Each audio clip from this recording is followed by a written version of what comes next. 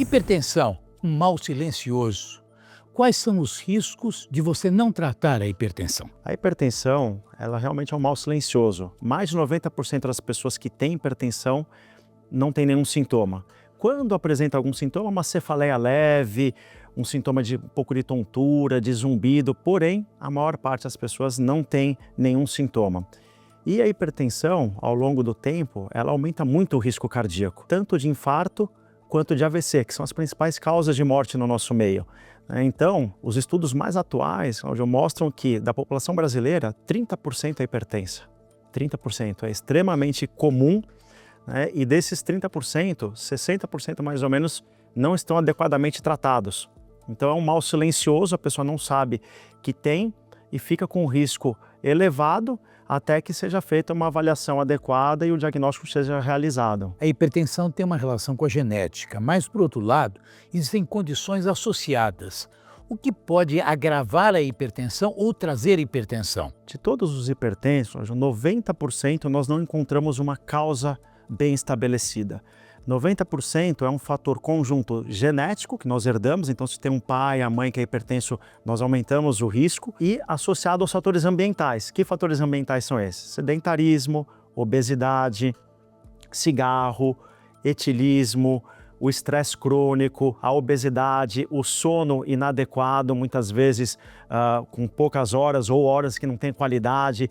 Então a junção do fator genético com o ambiental eclode a hipertensão arterial. Porém, 10% dos hipertensos, quando submetidos a uma avaliação criteriosa, nós encontramos uma causa. A gente chama isso de uma hipertensão secundária. E isso é fundamental, porque ao tratar esta causa, a hipertensão desaparece em boa parte das vezes. Muitos estão sendo tratados com uma hipertensão sem causa, que a gente fala de primária, porém tem uma causa subjacente. Então, quando fazemos uma avaliação adequada, criteriosa, podemos encontrar alguns tumores que podem fazer subir a pressão, algumas doenças hormonais, por exemplo, hipertiroidismo, algumas doenças que aumentam o cortisol do sangue e faz com que a pressão se eleve. A própria apneia do sono é muito subdiagnosticada, então a pessoa está acima do peso, está com bastante ronco à noite, fica com sonolência durante o dia todo. A apneia pode ser uma causa de hipertensão. Então você fica tratando a hipertensão, dando remédio, sem ajustar a causa principal, a causa subjacente. E ao tratar a apneia, logo a hipertensão vai ceder totalmente ou vai diminuir o número de medicamentos que nós precisamos utilizar para controlar aquela hipertensão. Então é muito importante que o paciente seja ciente disso e o médico também. Por quê? Para dizer que a pessoa tem uma hipertensão primária, tem que descartar essas causas. E aí sim a gente estabelece o diagnóstico de uma hipertensão primária, genética, mais estilo de vida e iniciamos o tratamento adequado. Um debate que acontecia lá atrás e parece que é presente é a definição do que é o normal em termos de pressão arterial. Isso é fácil de ser feito ou é um dado isolado que tem que ser correlacionado com outros achados na avaliação clínica? Isso teve uma mudança recente. Primeiro, a Sociedade Europeia fez a modificação e agora acabou de sair esse ano aqui o consenso brasileiro com algumas mudanças na classificação e no diagnóstico da hipertensão arterial. Então, hoje nós consideramos que uma pressão é normal quando ela está abaixo de 12/8. Isso é a pressão normal. 11/7, 10/6, isso é a pressão normal. De 12/8 até 14/9 é uma pré-hipertensão, E o diagnóstico de hipertensão não mudou. É a pressão ou sistólica acima de 140, acima de 14, ou a pressão diastólica acima de 90, acima de 9. Então, para o pré-hipertenso, que é essa categoria, que ainda ela fica no meio ali, algumas medidas têm que ser tomadas para se evitar a progressão. Mas o diagnóstico da hipertensão é o mesmo, é a pressão sistólica acima de 14 ou a pressão diastólica acima de 9.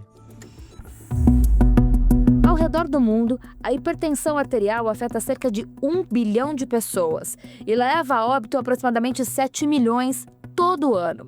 No Brasil, a condição atinge cerca de 28% da população. O levantamento do Vigitel, baseado nos dados de 2023, mostra que o ano apresentou o maior percentual desde o início da série histórica em 2006.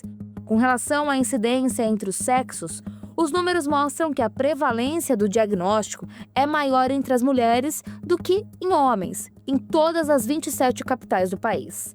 E quando olhamos essa distribuição entre as regiões, em adultos acima dos 20 anos, é possível observar uma discrepância, já que a prevalência na região sudeste é de 28,5%, enquanto na região norte, 53%.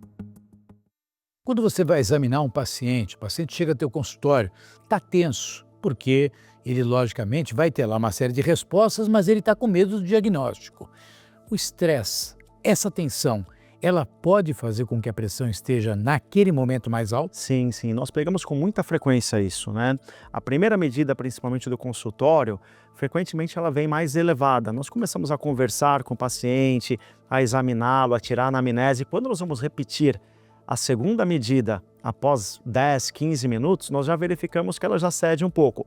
Porém, alguns pacientes, ela persiste alta durante o consultório e aí que nós lançamos mão de dois exames que nós podemos solicitar para tirar essa dúvida. Será que aquela pressão é só pelo efeito do jaleco branco, pelo fato de estar dentro do consultório e com estresse muito agudo, subindo a pressão, ou se ele está ficando realmente hipertenso? Então nós lançamos mão, Claudio, do mapa, que é um aparelho que o paciente coloca num horário, fica 24 horas com ele, a gente pede para o paciente desempenhar a vida normal, trabalhar, fazer todas as atividades do dia a dia para ter um cenário real, ou a medida residencial da pressão arterial. Nós orientamos ele como medir a pressão em casa, ele mede por 5 a 7 dias, mede de manhã com um aparelho que é um aparelho validado, digital, preferencialmente de braço, não de pulso, faz as medidas de manhã ao acordar, à noite, antes do jantar ou antes de dormir, e anota essas medidas, e aí baseado nesse conjunto de medidas, nós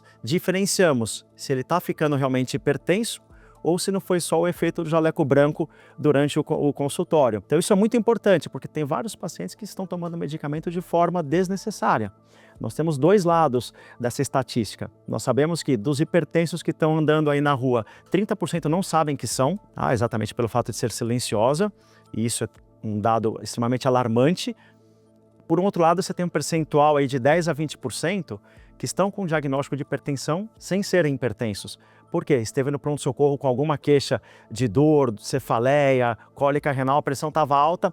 Você é hipertenso, toma esse medicamento. Ou estava no consultório preocupado com algum sintoma, com alguma expectativa de doença, a pressão estava alta e sai do consultório com uma receita para algum medicamento.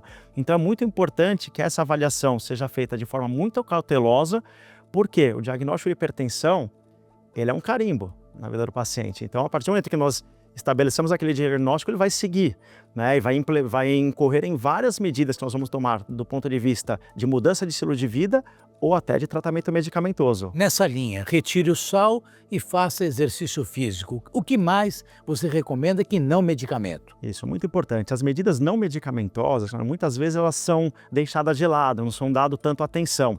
E já que é um medicamento, uma pílula mágica para controlar a pressão. Então o paciente que é pré-hipertenso, ele não atingiu aquele valor de 14/9, mas ele já está com o seu 13/8, 13/8,5, é muito importante uma mudança do estilo de vida. Por quê? A gente pode reverter isso.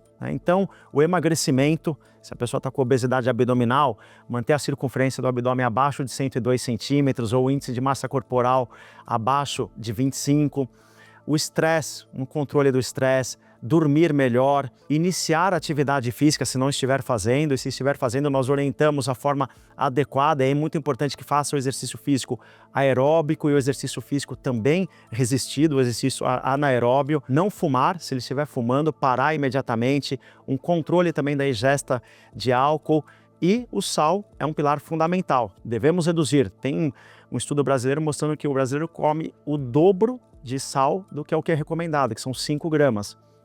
A média do brasileiro são 10. Então, assim, essa redução é muito importante e muitas vezes até substituição do sal comum pelo sal que tem um componente menor de sódio, substituindo pelo potássio, que é o sal dito light, né? Então, essas medidas não farmacológicas têm um papel fundamental, porque ou nós vamos conseguir controlar a pressão de uma vez e não se tornar hipertenso nessa categoria de pré-hipertensão, ou para aquele que é hipertenso, com as medidas não medicamentosas, nós conseguimos controlar de forma muito mais adequada, precisando de menos medicamento e de doses menores de medicamentos. E quando você entra com medicamento?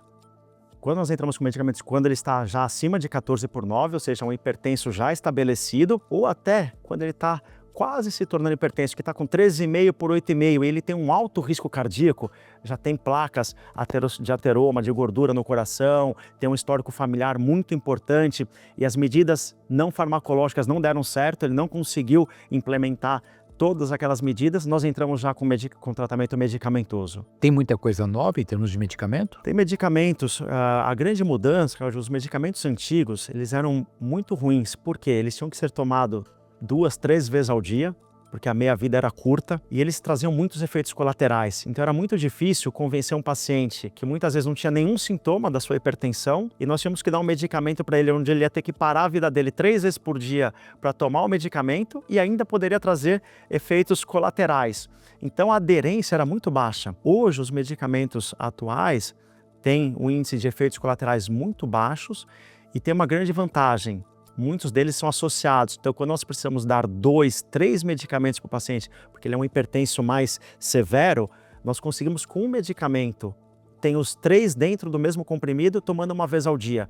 Então a aderência é muito maior, facilita demais o tratamento medicamentoso, né, e deixa o paciente com uma vida restabelecida de forma normal.